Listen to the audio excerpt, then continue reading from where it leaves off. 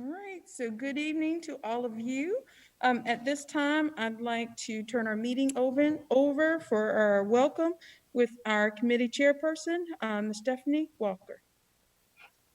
Just make sure I'm not on mute. Thank you so much, Dr. Smith. I'm not going to take up too much time with our welcomes. We have so much to get to, and I'm so excited to hear what we have being presented today. One thing I just wanted to reiterate for everyone that's watching out there, really what our committee does. This committee is comprised of district educators and community members who are focused on policies and procedures, establishing SMART goals, and engaging with this community. The EDI committee will ensure New Hanover County Schools celebrates our diversity community through growing a sustainable environment that embraces inclusion, provides equitable opportunities, and affirms our humanity. So with that, I am going to pass it to you, Dr. Smith, to get us started on our next agenda item. Great, thank you, Ms. Walker. This evening, we have several items on our agenda. We're going to open with an update and discussion with our partner, Sophic Solution, followed by a strategic plan update. If you remember, that was an item from our previous meeting. And then we will have our subcommittee updates. And then at that point, we're probably at the meeting where we can talk about next steps and action items. And then just a reminder of our next meeting, which is June 7th, and then our closing. Any additions or deletions that we need to consider before we move forward? I saw a couple items at the bottom. I guess maybe we just hadn't gotten rid of those. I just printed this out, so it's probably just overlooked. After closing, we're just going to do adjournment, correct? Because it looks like we have action items under there and attendees. Is that something that we just forgot to take off? I think those are standing items where once we have the discussion, we clarify what those action items are. So that, okay. Because this serves as our minutes as well as our agenda, okay. Those action items will actually show out in our agenda. Okay, because we've got them up there up top too. Okay, whatever, I'll just roll with it. We'll see how it goes. We'll see how far we can get to our hour and a half. So, all right. Thank you. Nothing else. So at this time, I'd love to turn it over to our partner, Dr. Smith with Sophic Solutions.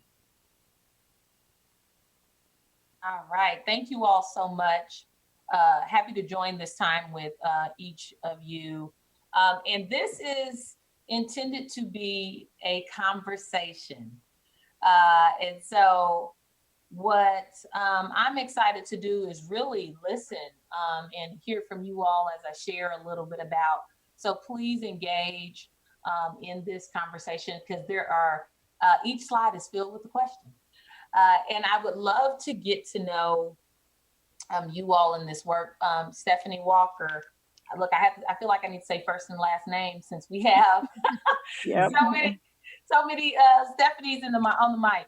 But so appreciate you creating space and allowing me, inviting the Sophic team to this meeting. And I love that you opened up with the purpose of this committee. And so we'll keep that in mind and reference it again. Also want to thank Dr. Smith, you for just the support that you're offering and the insight and guidance through this work. Thank you for leading the way.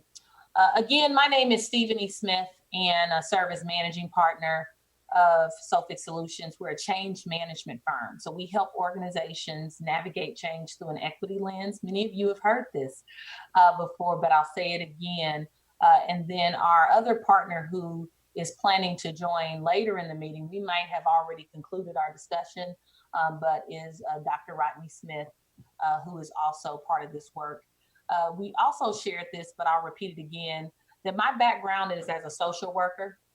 Not only have I served in a direct practice role during my time, but also as an organizational leader and being within the nonprofit realm. So really being able to operationalize many of the concepts that we have likely all grown familiar with, being able to truly put it into action. And so I'm able to leverage that lived experience, but also discipline and skill set. And so I'm excited to be able to apply that. And Rodney, of course, has this very academic and educational lens, not only someone that currently is part of the cabinet on higher education realm, but also have taught in classrooms before. So he's bringing that experience along with his research background. Just a quick overview of the scope of work that we have been engaged in. And feel free, friends, to pause me and ask questions. Feel free to open up your mic, or if you'd like to drop them in the chat, whatever is comfortable for you.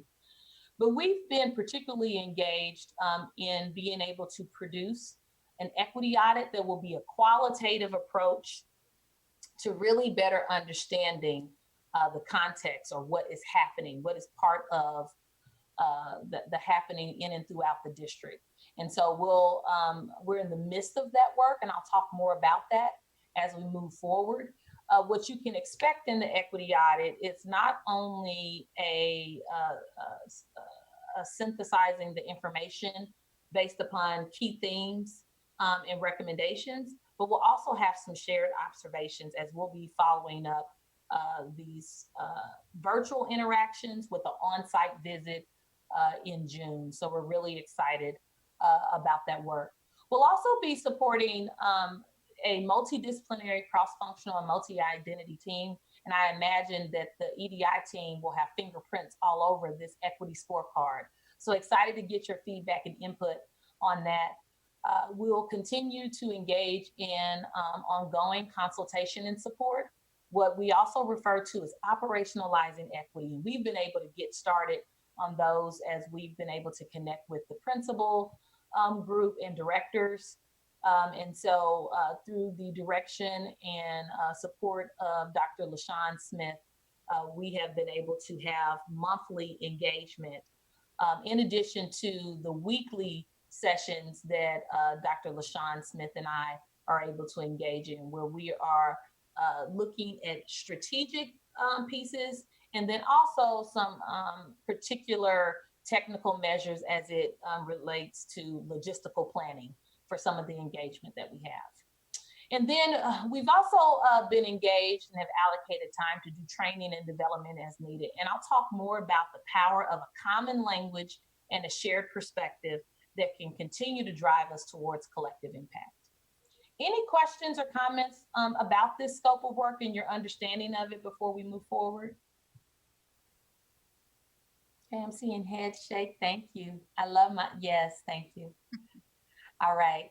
So now I really would love to hear from you. There's a few questions on the screen for you. And I would love just at your, whatever resonates for you or speaks to what you have to share as you give a little bit about yourself. Speak to any one of these questions. So your name and kind of how you show up in this world and your connection to the district, and then your response. The floor is open.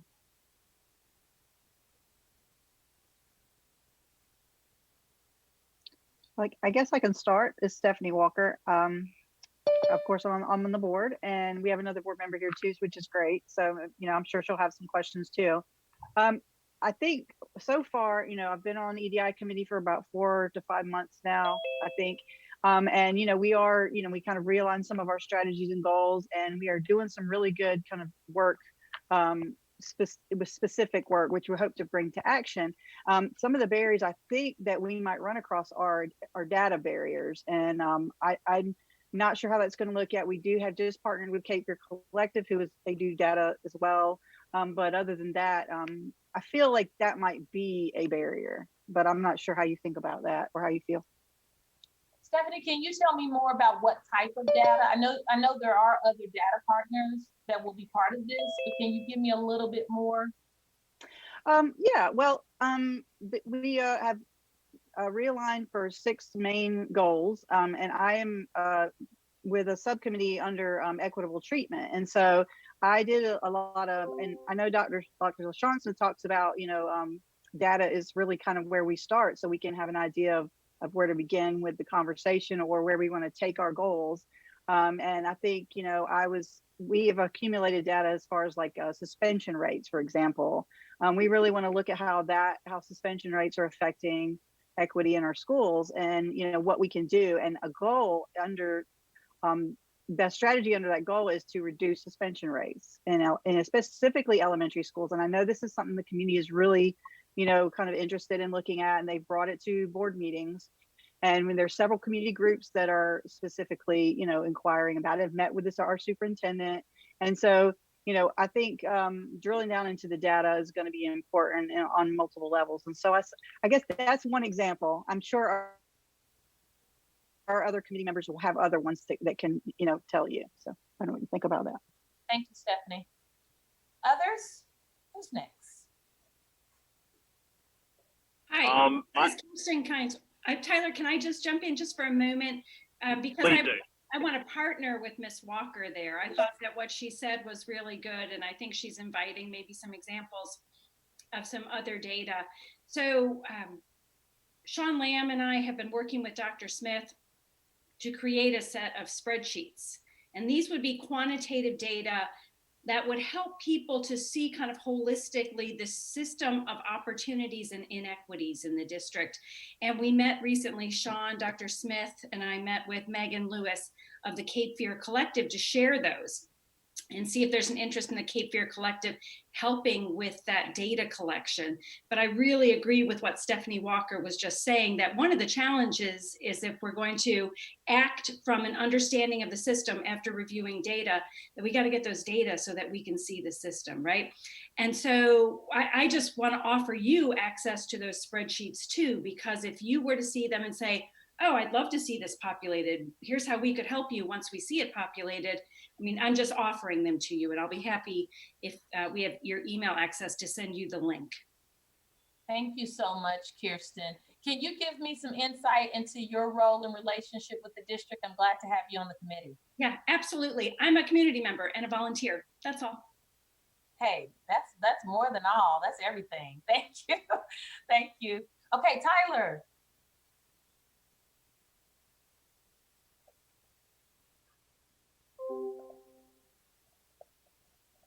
We may have lost Tyler. It said he left, but he probably is transitioning to wherever he's coming. We'll come back to Tyler. If anybody else wants to. Okay, I'll go ahead. Congratulations. We're certainly excited about being able to work with you. I'm Hugh McManus, and I'm also a newbie on the board. Since we were inducted on the 8th of December, I think we're in our 4th month, give or take, almost our 5th month. So we're still in the very beginning of the learning curve, but we're excited. I'm data driven. I was a high school principal here locally for about 40 plus years. I was at Hoggett High School for a long time, which that time was one of the largest high schools in the state. And so I come from an administrative background, but that doesn't certainly mean I have the answers by any means. But I do think that one of the statements that the sustainable organizational strategies is the key. What's going to be sustainable, and the creativity in, rather than just throwing something out or throwing something in, that we look and listen and have input and to create something that will work, that's pleasing to everyone. So as an administrator, I've learned that you either proact or you react. And when you react, you don't have a lot of variables and a lot of choices. So as a board member, I'm trying to listen because I'm known to talk a lot. Not as much as some, though, you'll meet on the board. I look forward to working with both of you and to listen, and also hopefully to instill a little bit of creativity and to the final, and that is to make sure that we're doing everything that's right and equitable, and really excited about the opportunity. So thank you. Thank you, Hugh. Karen? Hey, I'm Caress, and I work with the Communication and Outreach Division for the school district.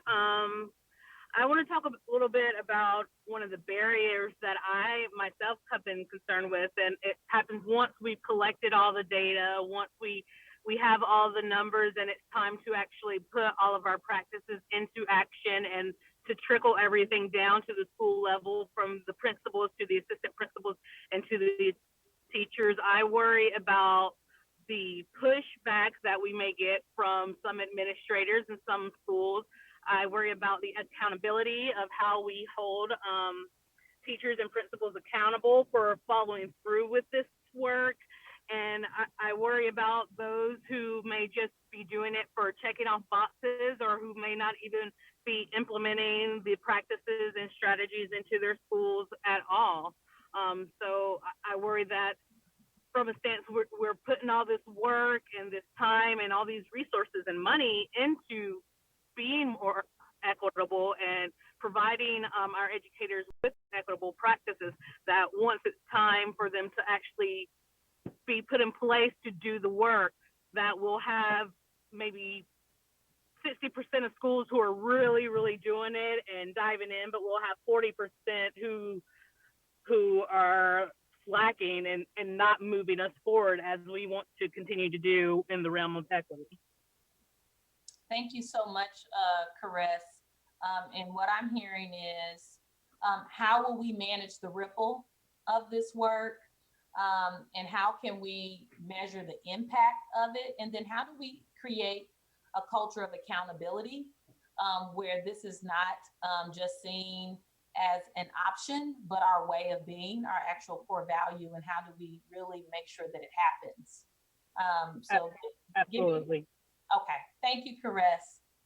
And we have two Hey, hands up, Lena and Sean. I think Tyler is ready to go too. Just he's back. Jump in, friends.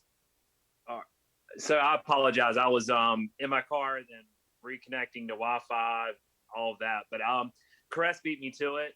That's exactly what I was going to say. Along the lines of what Cress said, I think I'm just worried about.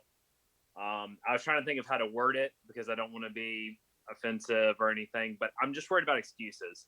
I'm just worried about, we're going to look at the data like Cress said, and we're going to know what the data is already going to say because, we've been somewhat invested in the work. We know what the data is going to say. We know the data is going to show the severe inequities that exist in our county and state and country. It's going to be what we experience across the country. So then I think I've become concerned about, okay, we know what it says. Where do we go from here? And the excuses are done. Like we have to move forward. We have to look at how we can make impactful work every day in our schools to make sure that we are offering the same opportunities for our students, to make sure that we are not allowing inequitable practices to continue, while also working within the community to address the inequity within the community, because the school is only a microcosm of our community, and Wilmington has a substantial history that we have to dissect. And a little, I forgot to say in the beginning, or I did maybe say I'm a fifth grade teacher at a Title I school here in Wilmington. And my passion has always been equity. So. Yeah. Thank you, Tyler. Really great. I see Lena, and then we'll do Karen and Sean. Actually, Sean was up before me. Sean, you wanna go first? Sure, Lena. Thank you. I'll try to be quick. I was just gonna pipe in, and first of all, I definitely agree with Dr. Keynes and Stephanie about the data, but my question was more on cultural change. Cultural change takes so much time to implement. And, kind of to Caress's point, I was curious on what work you do, and Dr. Smith, you might have hinted on it at the beginning, but what work do we do and do you do specifically to help get buy-in from people with a lot of like social capital and a lot of influence, but also like the stakeholders in the community? I forgot to mention my role, but I'm a community member. I definitely am a stakeholder. I have 2, soon to be 3 kids in New Hanover County schools, and my concentration in equity has been on gender equity, but also equity in disability space. But really, it reaches across everything because we talk frequently about the over-identification of people of color and disability. So that's what I kind of work on. Thank you, Sean, for that. And I appreciate your questions to us and our experience in it. And we'll look to weave that in. Our approach to this work is not to come in as the tellers. we will leverage our subject matter expertise and our experience, but we also recognize the experience and expertise that already dwells within this community. So our question is, how can we continue or begin to build and stimulate? Because who has the answers? This group and those beyond the group. And so we'll come in and support the brain trust and also leverage our expertise and our discipline to do so. And so I appreciate you asking that question. And I know that all of our listeners could have a response as well to that. So we want to open that up. But thank you, Sean. Yep, thank you. This is great, though. I'm very excited for this opportunity. Thanks. All right, Lena, was Karen before you, or are you going to go ahead and go now? Okay. I was before her, so I can go now. Okay. The good thing of letting people go first is they tell all the good things, so you don't need to say much after that. It's everything that I was thinking to share is the cultural shift that we need to walk through, because it's going to take time, it's going to take effort. We just need to be there long enough to see it happen. We need to stay strong and just do not give up. And that's I've had the experience to live a similar process in a charter school for 15 years. We built the program, and we had a lot of people that was against it, but we were firm in the things we wanted. So I know it works. I know everything, if we stay long enough, is gonna work if we stay strong with what we know is worth fighting for. And I am the Spanish immersion coordinator for the only dual language program in the county. And I'm also an instructional coach. Thank you very much. Thank you so much, Lena. And I look forward to engaging your experience and your knowledge in this work. So thank you so much. Karen? Hi, so I'm Karen. I'm retired from New Hanover County Schools as a school social worker. I also have a background in social work, and I am a community member on this committee. I guess my concern might be more on the barrier side. I'm just kind of wondering, sort of along the lines that Tyler had with the history in the community. There's a lot of trauma, and it's cumulative trauma. And I'm so happy that we're involved with SOFIT Solutions, because we do need to dig deep and get, to the root cause of what's causing some of this inequity. But when we come out on the other side, how do we get to the other side and everybody getting to a place of peace, after we go through the psychological, the social, the emotional, the educational impacts on everybody, including staff, students, community.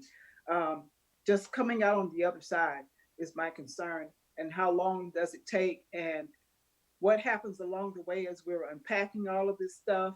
What do we do with it? Those kinds of things are my concerns. I love your interest in not only people, but also process. So how do we navigate this process that we know will remind us of harm and even trigger us, right, in some particular ways? And so I think that's a really great consideration, especially what I love about this is that we all get to hear this. We are all keepers of our concerns, of our hopes, and some of our name barriers. And so I know that you all are taking notes, but I have that on here. And what the way I see that is through restorative practice. So I'm curious about already our relationship within the district with restoration. What does that look like? And reconciliation, and how we might be able to continue to amplify that, if that is a lens that we already hold, and if not, how can we onboard it? So thank you. Amazing consideration. I want to acknowledge what's happening in the chat. Thank you all so much. Thank you, Stephanie Crable. Thank you for listening and introducing yourself. And we hear you about the tech pieces. So we're glad that you're able to be here. And then I also want to acknowledge Rachel's comment. Rachel states, I would like to make sure there's a process to follow up on the recommendations made from the task force participants before we reorganized. And I think that's really important because what I'm hearing or reading in this is that this is not the beginning. This is a continuation. So how do we make sure that we are connecting the dots? There's nothing, sure, there are things more frustrating, but can be frustrating in these type of engagements is when it feels like we have to start all over. So how can we leverage what has happened and come before us and honor that and continue to build towards progress? So thank you, Rachel, for that. Any other thoughts? Karen, do you have another thought? I see your hand is up. Okay, I'm looking through. Thanks for your patience. So we'll continue, like I said, my approach to this is through multidisciplinary, cross-functional, and multi-identity engagement, and also shared responsibility and accountability. And so you'll hear me and my team talk a lot about the importance of acknowledging so we can address. And so the importance of us speaking about these things, not only out loud, so we can, not just so we can hear each other, but so we can be committed to one another and meeting each other's needs. And so you see before you this simple statement about discomfort is not the same as danger. And I like to put this as a reminder, and this was mentioned earlier. I think Karen spoke to it, and it was in the essence of what I even heard from Tyler and others about how in just simply pursuing this, right, there was a mention of history, right? And history can always bring up things that delight us and also things that will make us want to arm ourselves.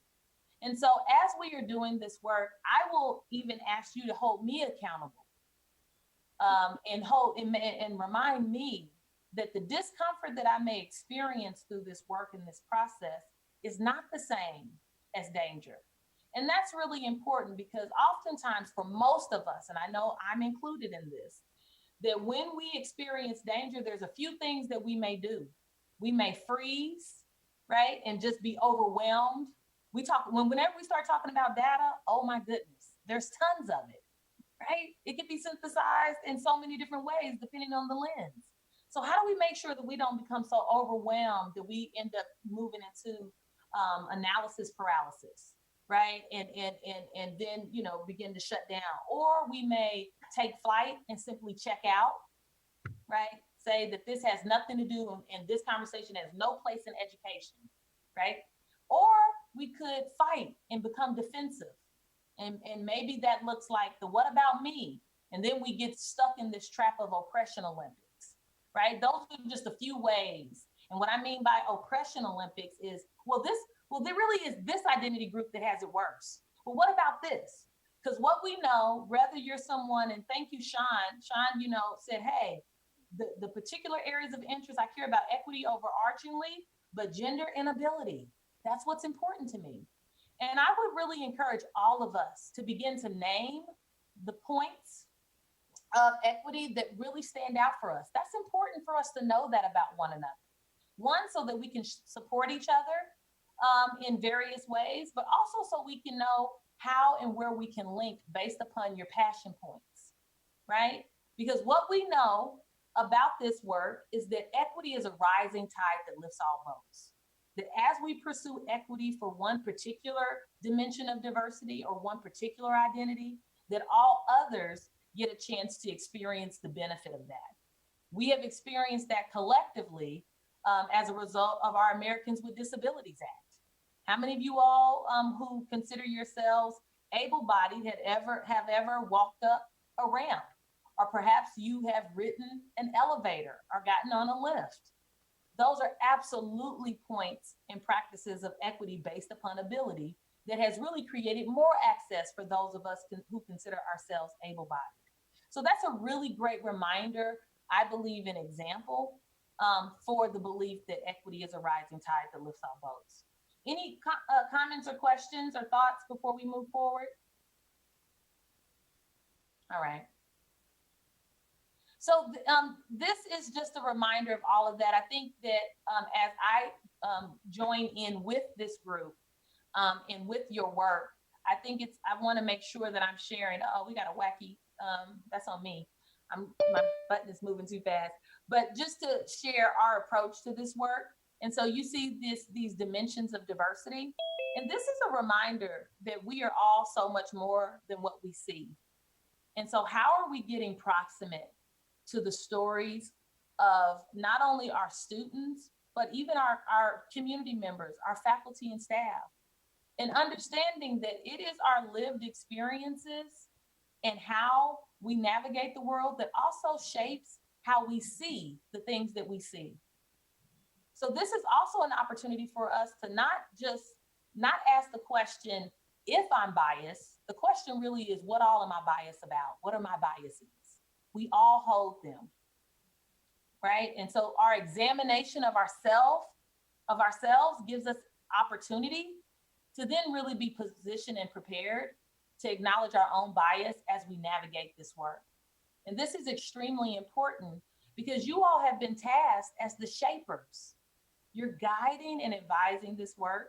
And so I join you in examining myself every time. I don't care if I do this every day, if I talk about it all the time. I have to be introspective and ask myself what's going on with me.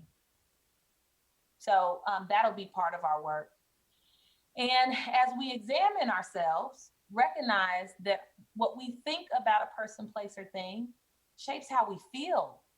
And those feelings shape our behaviors. And so I see a lot of head nodding, right? And so just making sure that we are there for one another. And because I heard even in what are some of the barriers, we talked about accountability. So how do we leverage this knowledge to help shape what accountability can look like? And therefore, how we can also coach up and coach out based upon whatever, based upon this understanding. And then, and we'll get more into this, but we believe that it is extremely important in doing this work that we are functioning from a common language. What do we mean when we say these words? And so this is but a few, but I think it is important for us to understand what this is. And if you all already have a functioning glossary, Stephanie, I would love that. Okay, if you all have a functioning glossary, and if not, then it could be part of our work to create this together. So as we communicate about this or in this work throughout the district and in the community, I love what Tyler said in connecting the dots, that this is ecosystem work.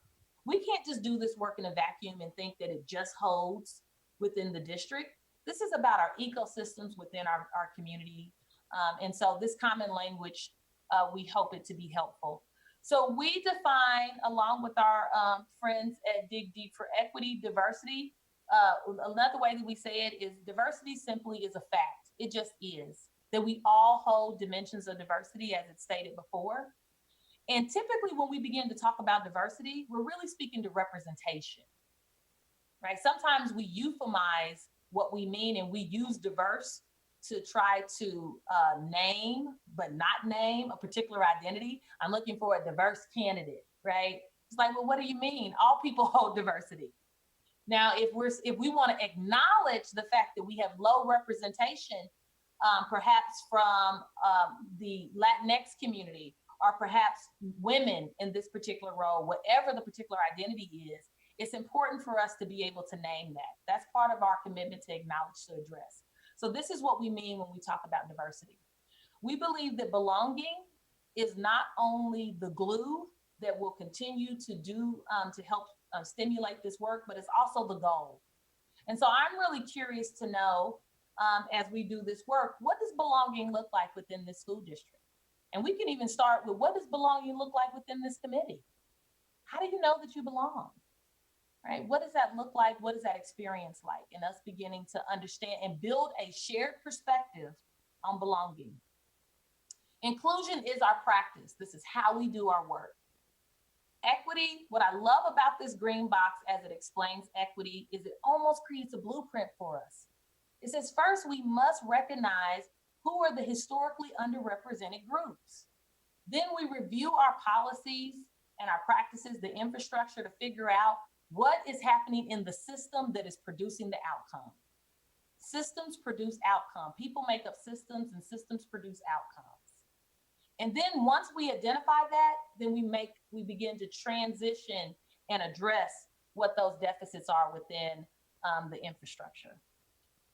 This is another way that we like to further delineate the difference between equality and equity.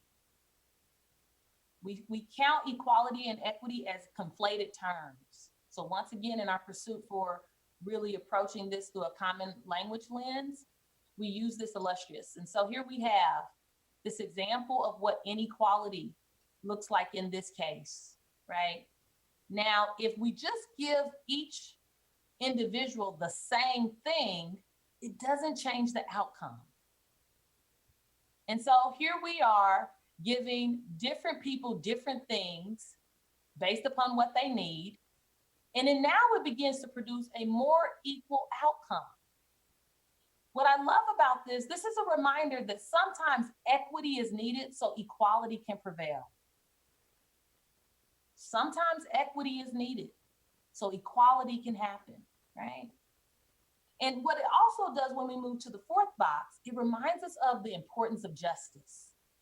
And justice about this long term. And I heard a few of you all say, what is the sustainable? Hugh, I heard you, right? I heard you, Karen. What is the sustainable? Where do we go from here? And this is about, and what I love about this illustration is that it reminds us that justice takes work. Because if you notice, there was a curved action here. And we don't know what the history is that caused this tree to curve, but we do know that there's a history there. And this is why a historical analysis is important. What has happened in the history? We need to understand that, one, so that we can make sure that the same thing doesn't continue, but then we also have to do the work to transform so we can have a different outcome. And this is where we begin to identify our mercy work and our justice work. Our mercy work is what we call these more ephemeral, perhaps situational responses that are extremely important. They help those that are in need now. But our justice work will transform the outcomes for the future. They shift what is happening in the system. Any questions or comments about equity and equality and the impact of justice? I like that you gave us the term justice to work with, because now we can start to use that term and think about this is what we're doing. We might call the committee equity, diversity, and inclusion, but we're doing justice. And I like that. Is it Kirsten? Yes. My cousin's name is Kirsten, so I want to get it right. What I love about your distinction in naming it different is that helps us manage our expectations. Because what if we are expecting long-term change from a Mercy Act? And if it doesn't work, then guess what we might end up doing? We might make it pathological, right? We say, well, see, we did this act, and now 10 years later, we still got this suspension issue. Did we really do justice work, or did we address a situation? So I love that. That's going to be important for all of us to stay mindful of. Thank you for that. Any other thoughts? Let's keep rolling. This is just a reminder, right? I talked about this before. Diversity being this fact, equity being our choice. This is the paradigm for which we are giving ourselves permission to act in. We're giving ourselves permission to acknowledge that different people need different things, and it's okay. Because what historically has happened is that we have mischaracterized equity as somehow being a particular favoritism that is unfounded. But equity is always in direct response to inequity. That's why it's so important for us to name inequity, because it's indirect response, right? There's a relationship there. So we're always going to be looking for a relationship. And then once again, inclusion is our action and belonging is our outcome. So once again, us getting curious, and you'll hear me say that curiosity is a lubricant for change. What are you curious about? What questions do you have about this? Not for just one person to answer, right? SOFIC is not coming in to supplant any brain trust. We're coming in to help continue to stimulate and to help organize the thoughts so that we can see outcomes together. So finally, we're at our guiding principles of equity. Some may have seen this when we were together with the board at our last time together. And we even got a chance, and I would invite you to in the chat, drop in which of these guiding principles of equity really stand out for you. It's important for us to understand what we see and where our natural leanings are so that we can support each other in this work. These come from Brian Stevenson and his work, not only through the Innocence Network, but in many of his endeavors where equity has been the goal, it's been the outcome. And we agree with these guiding principles of equity and leverage these and do the work of practicing these, though we fail at them, like many of you, I'm sure, but our practice is within these principles. And so I'll just walk through them. I'm going to scroll down. I see some chats. Thank you all. I appreciate your voice. Great. Yes, Casey. Yes, be uncomfy, please. It'll take you from all of us. So let's walk through them. And I'll ask you all to share your input. The practice of this is coming through my lens of understanding our scope of work together. So feel free. This is not exhaustive, friends. So you can say, hey, I think this is another way that we can practice.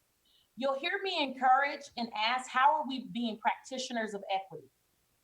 Because regardless of what our role is, what our title is, we can be practitioners of equity. We also like to acknowledge it in this way, because just like for those of us who are privileged to have a primary care physician, and I say it like that because not everybody has that privilege, but those physicians are practicing medicine, right? And so how can we practice equity? How do we put it in our everyday walk? What does it look like? What does it sound like through our seat? We want to know where, if we start where we stand, what does this look like? So with this with, not for, what that practice looks like is, of course, you all, right? Remember we talked about SOFIC not coming in to supplant. We're not coming here as the all omnipotent knowers, right? We're not omnipresent. We're not all knowing.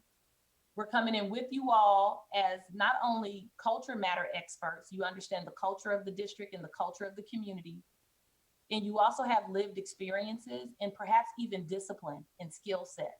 And so we want to join with you. You heard me mention the importance of a multidisciplinary, cross-functional, and multi-identity team. That's going to be important. I see you all's role, in addition to your mission, or I think in light of your mission, is to provide guidance that shapes this work. And then we'll have engagement opportunities similar to these and others that give us an opportunity to share and learn along the way. Anything that you all want to add? Any particular thing that you want to add that's burning? Dr. Smith, can I share something that comes to mind for me here? Yes, please. The reason we exist in this committee, the reason a public school exists is for students. So when I think of with, not for, I think of, with students, not for them. Even though we're all sitting here with a bunch of adults, but I just wanted to share that. Well, Casey, that was my question, right? How can we engage student voice? We had the privilege, and I'll talk about this with our equity audit update, but we've had the privilege to engage with some of your students. These young people are to the moon, okay? They are extremely bright, aware, and already engaged in this work, this conversation, this action, this belief. And to Lena's point, equity is not just something that they're talking about doing. It is who they want to be, right? It's how they see themselves. So thank you, Lena, spot on. Thank you, Casey. And I'd like to add to that same point, Dr. Smith, my other job, I actually work in the adult high school program at Cape Fear Community College. And so Dr. Smith took time out, probably last week or the week before last, to talk to the students who leave New Hanover County schools. And they provided insight on why or what structures in New Hanover County School did not allow them to be successful. And so the conversations that she was able to listen to, because she was a listening ear, the way that those students were able to provide insight to where they were not successful within the district was powerful, because a lot of times we do not question why students are either voluntold to go to Cape Fear or they are transitioned to Cape Fear to receive a high school diploma. And so I just want to say thank you, Dr. Smith, for taking time out and actually listening. But some of the problems or some of the issues that the students may have said within the county probably coincide with that. And Miss Kamika, weren't they beautiful? If you were privy to that conversation, I mean, our kids are amazing. Yes, So ma'am. thoughtful and funny. These kids are hilarious. So it was an honor to be with them. I love you. I love what you all are saying. My husband is has a doctorate. I have a master's in social work. So I appreciate y'all throwing that at me, but you can just simply call me Stephanie. Thank you so much. So I want to make sure I'm clarifying that as we talk. So getting proximate to the problem.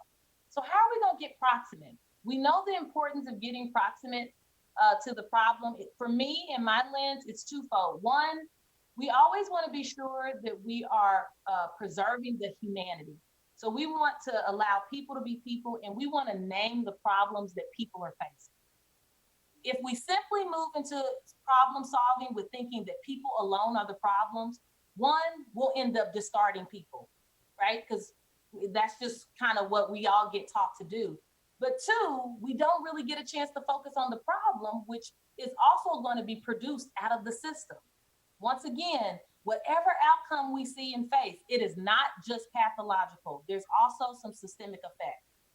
So how are we naming perhaps the behavioral changes that need to happen and the organizational and structural changes that needs to happen? For any time we're engaging with young people or any human being, if we can identify behavioral changes that need to happen with them, we should also be naming systemic areas of focus that we want to consider, especially if we can predict the outcome. If I can predict the outcome, if I can go to any school in America, right, and say that Black boys are performing the lowest achieving identity group, then something is happening in the system that is producing that. And we've got to be curious about that. So as we do our work to get proximate to the problem, as we name our problems, we figure out how can we support people, right? And so the equity audit will be a tool. It's a qualitative approach in gathering and understanding this data. We are identifying, and when I say we, I mean collectively. SOFIC gets the privilege of engaging with these 9 groups, but we've enlisted our faculty and staff under the leadership and direction of Dr. LaShawn Smith in curating these groups. What they have been really tasked with doing is ensuring that we are not cherry picking, but instead we are being very thoughtful, purposes sampling, understanding our various identity groups, and then ensuring that we have a reflected body of that group. The EDI or a smaller subset of the EDI will continue to help shape our other groups. As I stated, we have engaged in our student listening sessions or focus groups. We'll have 2 parent groups, a community partner group, faculty and staff, principal and administrators, and then EDI focus group. We will also be engaging you all in developing that scorecard. That's another way that we can get proximate and also support that accountability, that culture of accountability. Okay, any questions or comments? Thank you, Sean, for your comment. I see you. Stephanie, I'd like to just add, I was part of that group that Dr. Smith convened to talk about representation of the parents, for instance. Thank you. And we had a conversation, and you and Kamika have just reminded me of something, that the voices that we really need to hear might not be deeply represented in these groups. And so for the kids who were pushed out of school before attaining a high school credential, what could they teach us? And for the boys who we know, I can look at you if you tell me your zip code and I know what your future is. What can they teach us so that whatever we do, as Sean is saying, as we practice equity, it is completely informed by those voices. My practice is informed by those voices. And I'm thinking as we move toward the equity scorecard, I would like to make sure that whatever contribution I make verbally is informed by those voices that you and Kamika just identified. Love what you just said about our students that for whatever reason didn't navigate or matriculate our district as we would have hoped. What can we learn, right? What can we learn from that group? So thank you. And let's think about that, because we're not at completion of our equity audit. So if we need to monitor and adjust, then let's stay fluid in that way. And so I'd be curious, Kirsten, and to the rest of the team, how we can make room for that. Okay, so I love that. And I added that to our, how can we hear the voices of our former students, our students that did not reach the particular set goals. Thank you. So our next principle talks about the attempt to change the narrative. So if we go back to our thoughts, feelings, and behavior wheel, we're reminded that what we think, our narratives, shape our behaviors. So let's get curious and begin to name and understand the narratives that are shaping not only the interpersonal behaviors, but the district-wide behaviors. As an organization, how are we showing up and what narratives are producing that? Is there assumption? Is there a narrative that this, if you're in the Lyceum program, that you are the only form of smartness that can be valued within the district? I don't know, but we got to get curious about it, because guess what? The kids have already caught on to the narratives. They know what you think about them based upon how you interact with them, where you place them, what school they go to. Those narratives are very solid for our young people.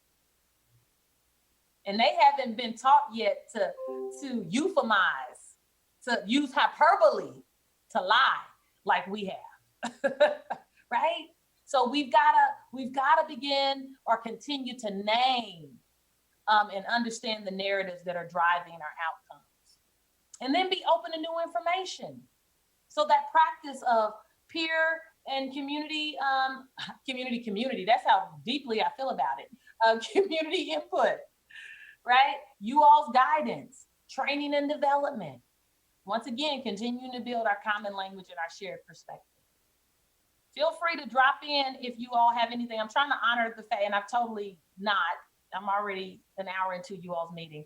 But be willing to be uncomfortable. And many of you all have stated the importance of that. Thank you. I think Casey, you talked about that too, the reminder and the importance of that. Sean, you mentioned that as well. So what can help us with this is being clear on our why. In our most uncomfortable times, we need to be reminded why we chose to endeavor in this work, right? So we're gonna have to be anchored to our why. We're gonna be listening to learn. How do we transition from listening to simply speak, but listen to learn? And then we'll leverage our practice of acknowledging so we can address. It is very, very challenging to address things that we haven't even acknowledged. Have you ever been with someone that likes to skip over the apology and go straight to the resolution? You're like, wait a minute, what are we even talking about? We got to acknowledge it first, and then we can position ourselves, because it may be some misalignment even in acknowledging it. That's why it's important to name stuff. If I am calling this a banana, but you're calling it a cell phone, the importance of us saying it out loud is so we can understand if we're aligned or not, right? So it's going to be important for us to acknowledge so that we can address. And then commit, engage, and trust the process. This is really important and challenging, because fatigue can begin to sit in, not only for individuals, but organizations. Why are we still talking about this? I thought that was last year. People can also begin to connect it to events that happen in throughout the country. You know, for many, this conversation started or was especially heightened after the tragic deaths of George Floyd and Breonna Taylor. So a year after George Floyd's murder, people may say, are we still talking about this? Or a few weeks after Derek Chauvin's conviction, people may say, well, he was convicted. Why are we still dealing with this, right? So we have to build stamina. We have to understand that this is not just a moment. This is who we are. This is who we've committed ourselves to be as a district. So how do we continue to do this work? And then because we have said this should be human-centered, and because we want it to be equity-driven, we have to commit ourselves to monitor and adjust along the way. That means we have to be flexible. In our firm, we call it nimbility. You have to be nimble and flexible. You can't do anything human-centered and be rigid.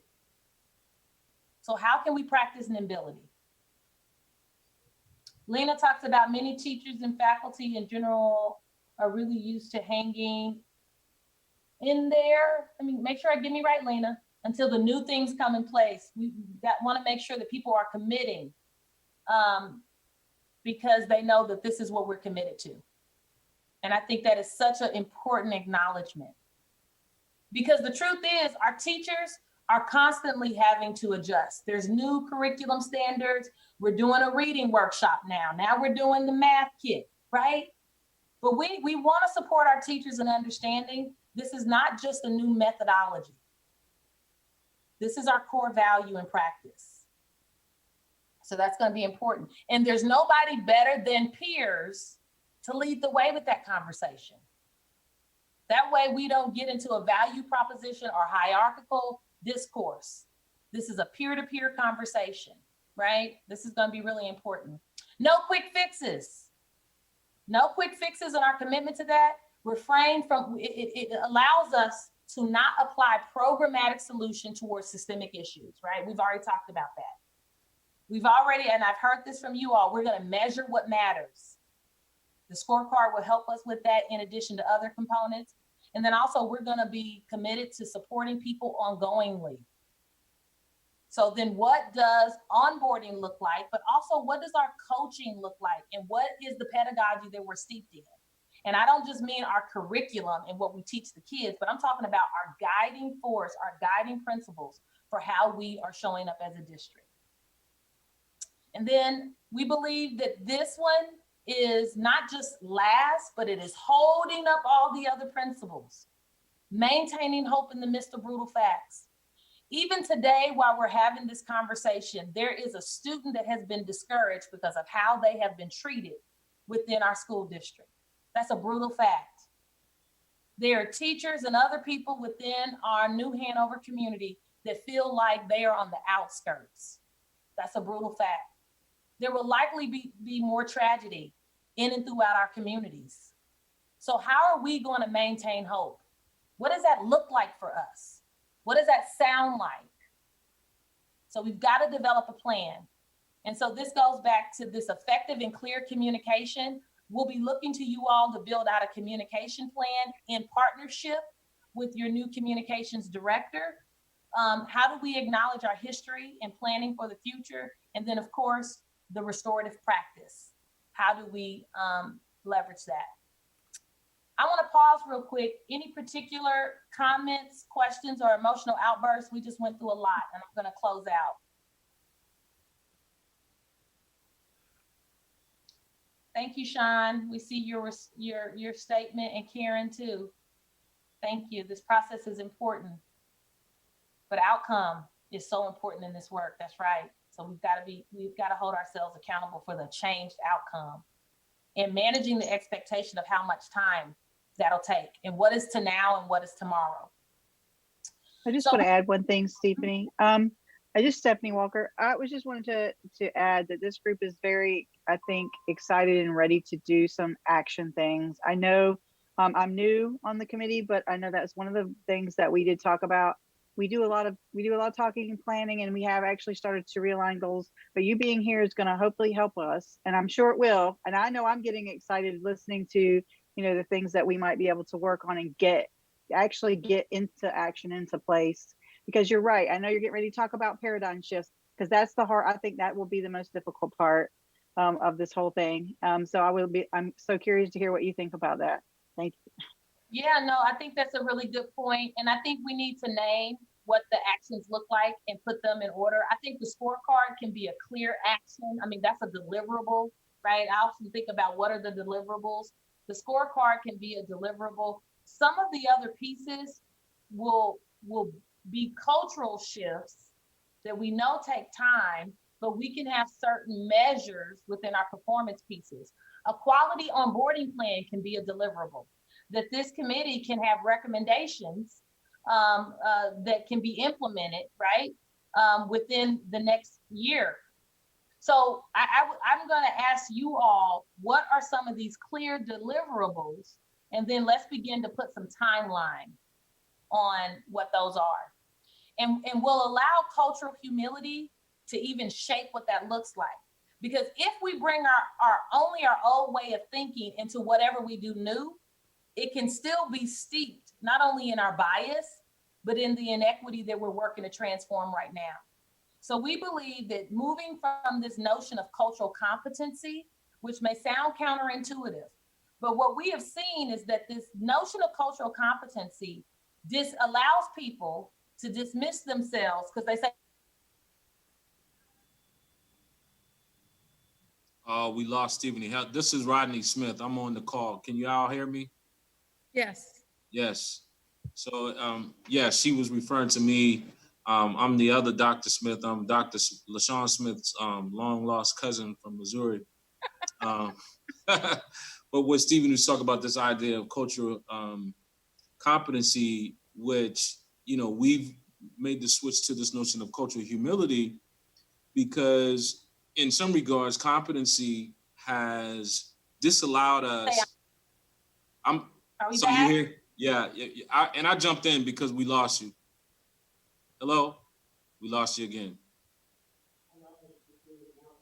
So yeah, cultural competency has disallowed those who don't feel competent with regard to culture to engage in the conversation, right?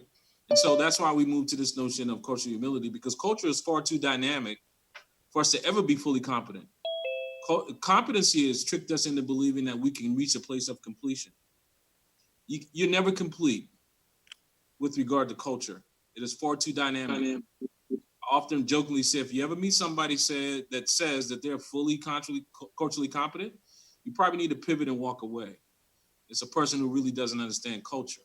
But humility gets at this notion of an exchange, reciprocity, cultural reciprocity, if you will, a willingness to engage with your fellow man, understanding and humble enough to know that you don't know everything, and that there's no one superior culture. That all cultures deserve a seat at the table and be a part of the conversation. And so that's why we move toward this notion of cultural humility in relationship to cultural competency. You know, the best way to say it is cultural competency is a stretch goal. I don't want us to suggest that cultural competency is a bad thing. It's a stretch goal that we recognize that we'll never reach. But humility is what we can do today. That's some teamwork. Hey. Mm-hmm. Hey, Dr. Smith. Good seeing you. I guess I faded out and you faded in. I love it. Thank you. And then our operationalizing equity.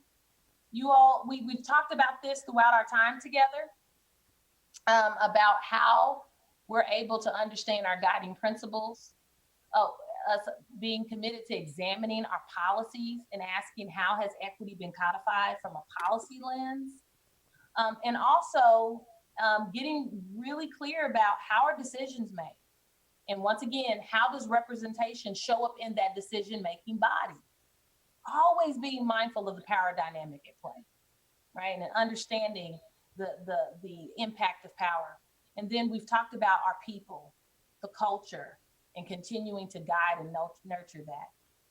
What we really have found helpful with this approach is that if we just look in one of these quads alone, we may miss what is really disrupting the practice of equity that may show up in other areas. So for instance, we can have a very identity neutral policy, but it's practiced in a very identity specific way because the culture says it's okay.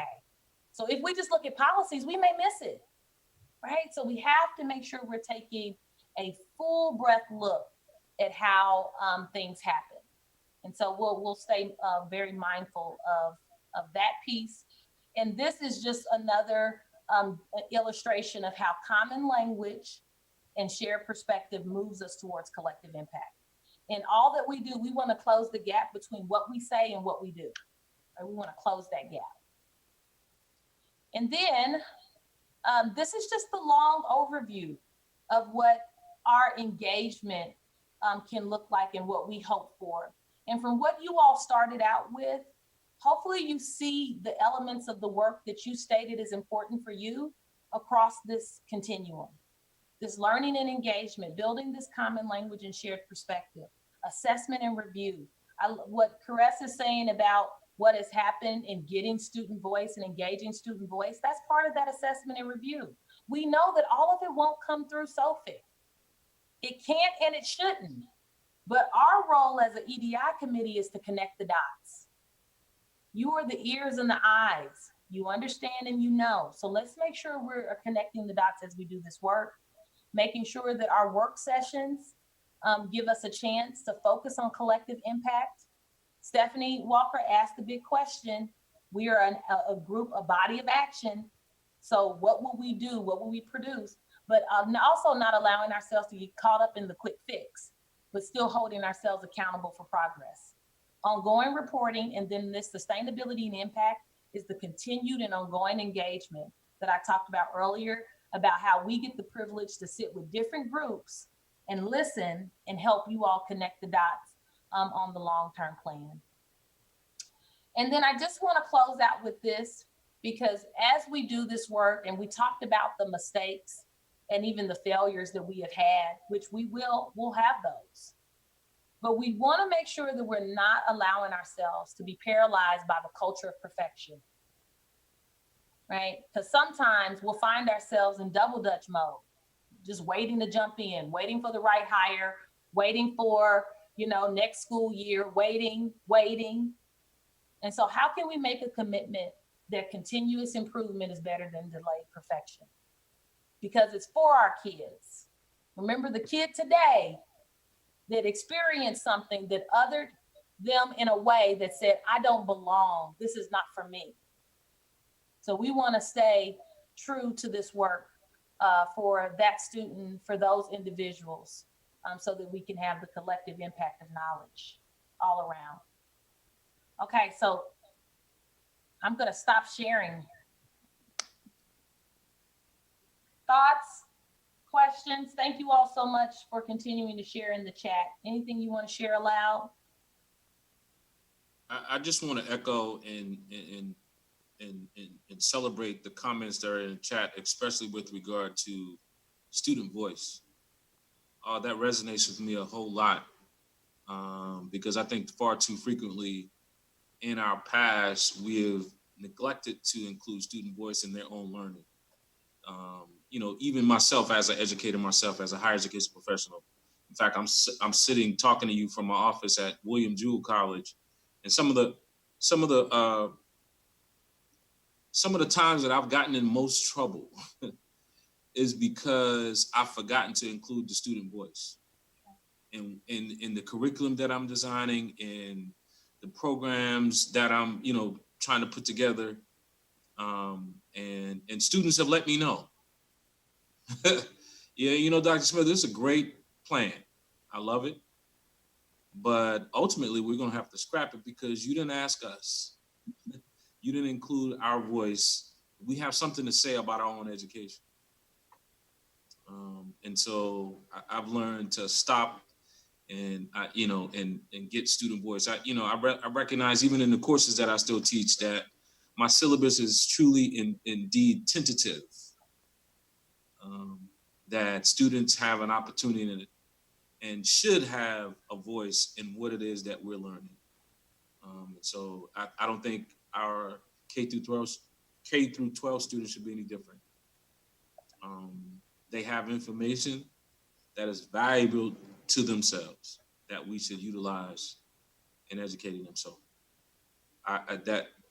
the chat is feeding my soul. So thank you, Stephanie, for allowing us to share. And we want to return the meeting back to you in your order. Thank you. Well, I just want to say thank you so much. I confess I didn't know enough about what was going to be happening, but I'm excited to hear about it. I know there's a lot of people here too that are as well. I've seen it in the chat, but I also know that this work is continuous. I like that last comment about continuous improvement is better than perfection, because I know there are a lot of people in our community as well that want us to do things, change policy. But I know that it's not as simple as just changing a policy. It's really putting the work in and really, pulling these things apart and looking at them and being able to say, well, how can we do it in a sustainable way? Because this work is going to be forever. I mean, it's work that you must constantly work on continuously, like you say.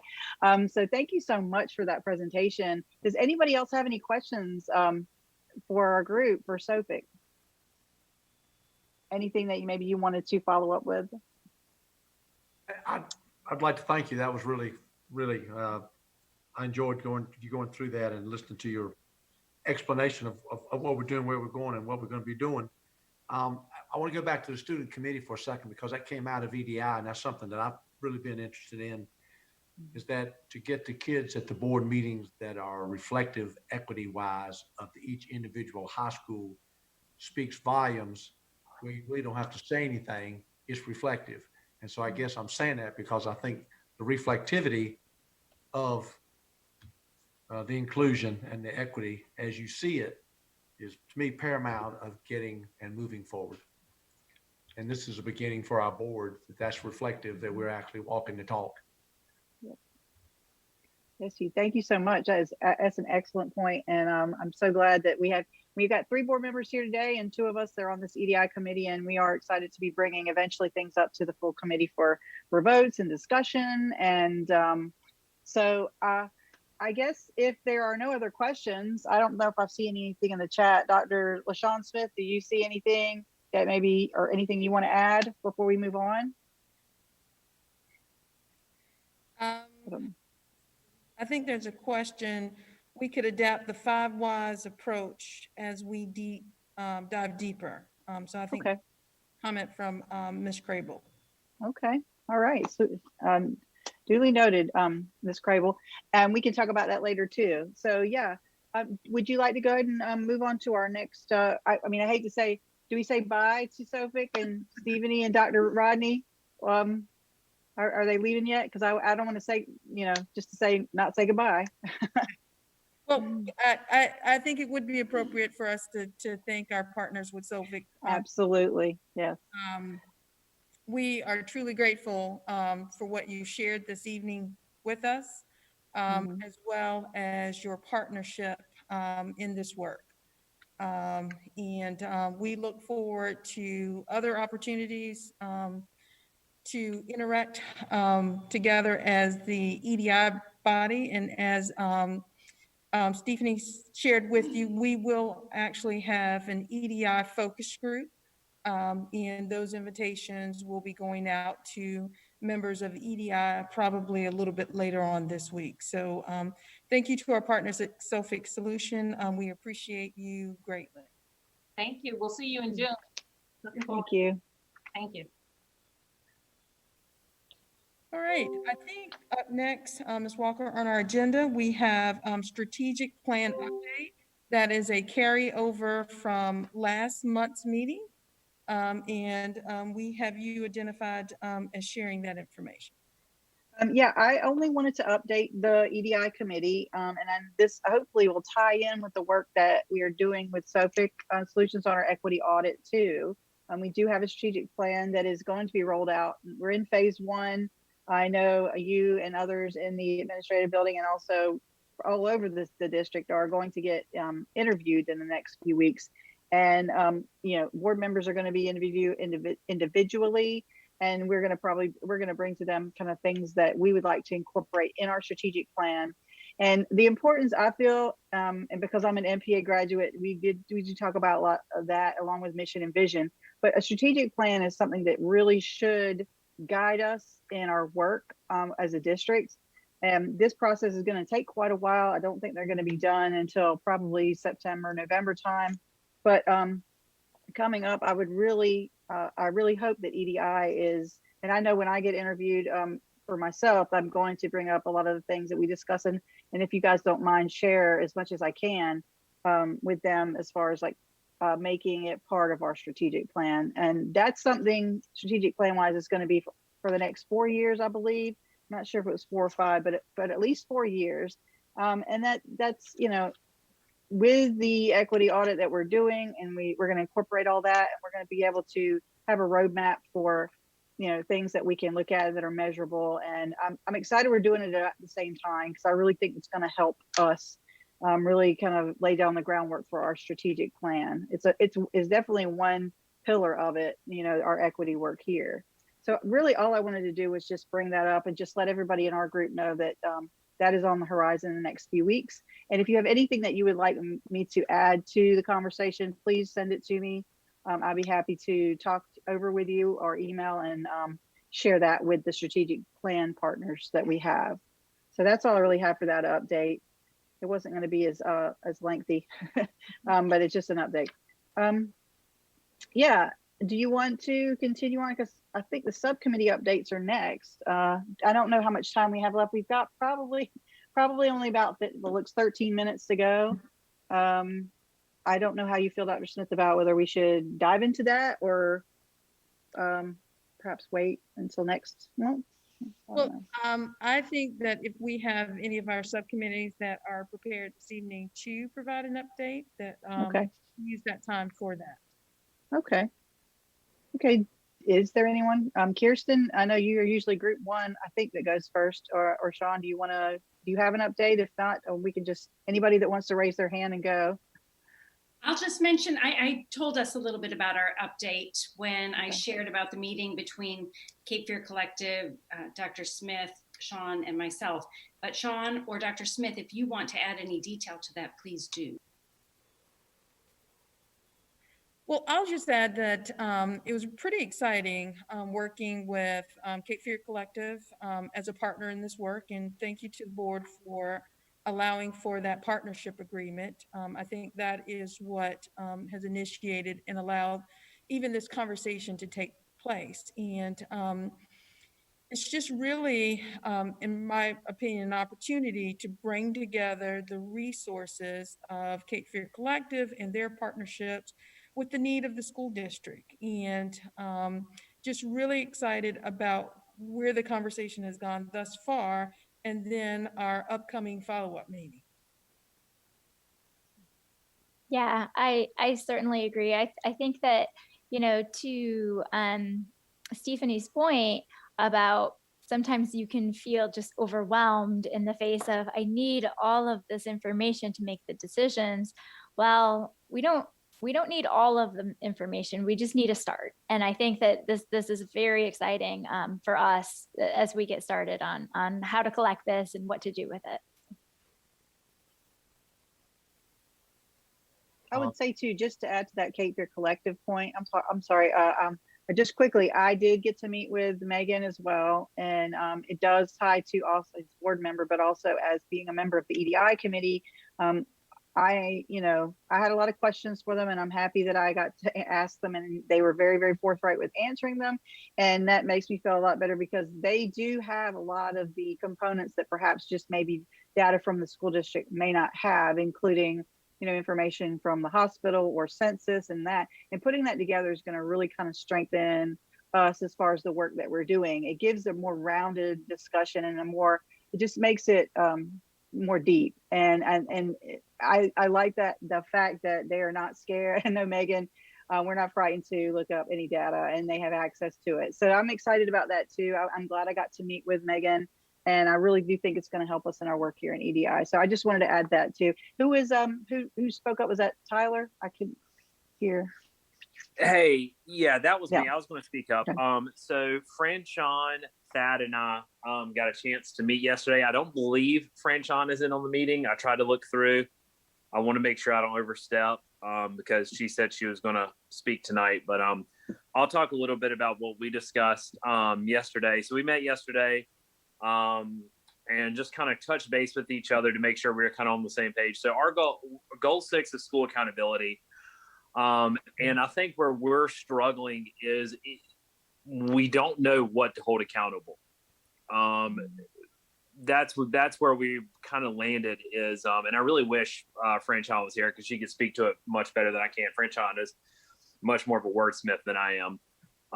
But we want to hold the schools accountable. We also want to help hold the other 5 goals accountable and help assist with them.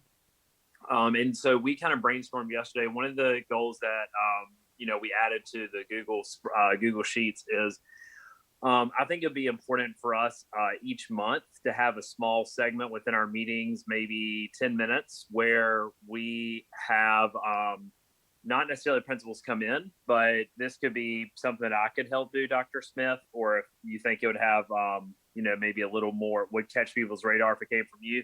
I think just asking principals to summarize what does their equity work look like in their school, because I know what it looks like at Alderman. For us, it's a book study that we're doing on culturally responsive teaching. It is our equity team at school getting together and watching Wilmington on Fire to really examine the community issues that we struggle with. And then it's also us looking at watching 13th this month to really understand that systemic history behind the prison, behind our, the way our prisons are set up, et cetera. But I have no idea what any other school does for their equity work. And I think just having that accountability piece of like principals, hey, send us a short video clip, less than 3 minutes, less than 4 minutes, whatever. And just explain what is happening at your school in regards to equity work. Either as a whole staff or as a equity team. That was kind of point one, because I think that's kind of where a little bit of our frustration was coming from, as far as like, where do we, we don't know what to hold accountable, I guess is the thing. So we want to make sure that we're being intentional about the work, but not only being intentional, but also having work to do. I guess is kind of where we landed yesterday. So Tyler, if I hear you correctly, you're talking about maybe like an equity spotlight every month? Correct. Specific to schools. So we know exactly what's going on. And then I think just reporting data back to the whole equity, and back to our whole equity committee, EDI committee, because I think the other part of it too that Franchon spoke to is she said she feels like there's a little bit of a disconnect between those that are inside the district and then those that are community members. For example, I'm not sure that the community members within EDI know about all the things that have been going on within the district, as far as like, full on like the equity collaborative trainings and, just, amount of staff that were trained. And I know, Dr. Smith, you've talked about this before as well, and have done a good job presenting on that. But I think just, really being a focus, this is what New Hanover County Schools is doing training wise or within each school to address equity issues, and just reporting back like that. And like I said, I have no problem, taking over a principal's distribution list or something and sending an email and just asking and organizing that. But then I also don't know that, Tyler Shoemate, teacher at Alderman Elementary, is going to have the same clout as Dr. Smith, our fearless leader. So, are there specific equity expectations that are listed or have been given to the principals to kind of answer or ask what Tyler was talking about? Are there any specific expectations with the principals right now with regards to what he's been talking about? Each school is incorporating NC Star component. I want to say it's 4.22. which does address equity, but we aren't told how we have to address equity. But all schools are held accountable to reporting measures, as we've just recently done with James Ford. And but as far as like equity teams go for every school, I couldn't say that every school has one. Ours does, and we're starting to have a lot of the same conversations that Tyler's describing at Alderman, but I'm not sure about every school. But every school is working on equity. Okay. Exactly, Rachel. Yeah. I apologize. I'm confused. So there are equity expectations in writing, but you're not sure everyone's doing it. No, I'm saying they would look different at each site based on what each school improvement team chose as action steps for the. And they share that indicator. or report that to whom? Well, it's reported to the public if they're entering their school improvement team notes into NC Star, which is required of all of us. That'd be nice to share that with the board. Yes, they're available on every school's website, and every community member can log in and see, because the information is on the public section of each school's website, so that all the public can access those at any time. But I just thought it might be a good idea if that was shared at a board meeting, at least each school or one school or two schools. That brings more attention to the. So I apologize to you. I just got to step in. Exactly. Like, I think you and Rachel hit the issue on the head. Like, we just got lost in the red tape in 3 minutes. Because everything is, and this is great because Rachel is a wealth of knowledge. She's a principal, and, and I know a little bit about NC Star, but then it's like, if we don't bring it forth to a district level committee, it gets stuck at that school. And that's the only thing, is taking it to the next step to bring, these are what these schools are doing. And Rachel brought up a great suggestion. The principals and assistant principals have their meetings every week, I guess, or a couple times a month. Let them spotlight those schools, and then they can start sharing those ideas. And then just taking it from that and then presenting it to the EDI committee takes it that one step further. It's kind of where our minds landed yesterday. I was just wondering, can I just interject with a question? I wonder, in talking about the spotlights, is there any way we can incorporate that in with our communications department, or to make it easier, or make it where it's more broadcast? I know he was talking about bringing it to the board, but that would be another way to kind of highlight it. I don't know if people think that's a good idea or not, but it might, expose it more. Anyway, sorry. Go ahead, Dr. I'm sorry, I'm interrupting. Oh, Rachel, it's okay. Sorry. If we did a video that communications could highlight every month, that we could play at our televised EDI committee that we're doing right now, and also that we could play at the principal and AP meetings, I think that would meet all three things that everyone's just recommended. And then principals and APs could follow up at principal meetings and ask the principal whose school is highlighted in the video how it went. What did you learn from this? What was difficult that you weren't expecting? How did you deal with it? So that the next time someone tries something in their building like that, they've, hopefully we can do it better. I would still like to see a climate survey on individual schools. I guess my word is pulse, to get an idea of the pulse of the school. And then that gives you the individual school pulse or climate. And then collectively, that gives you our school system pulse. And then from there, it's much easier to look at your needs and then prioritize. Throw out the top. I had a question. Go ahead, Karen. Yeah. I guess it's kind of for Tyler or anyone that could answer about the book studies, because I know they've been doing book studies in the school system for quite some time now.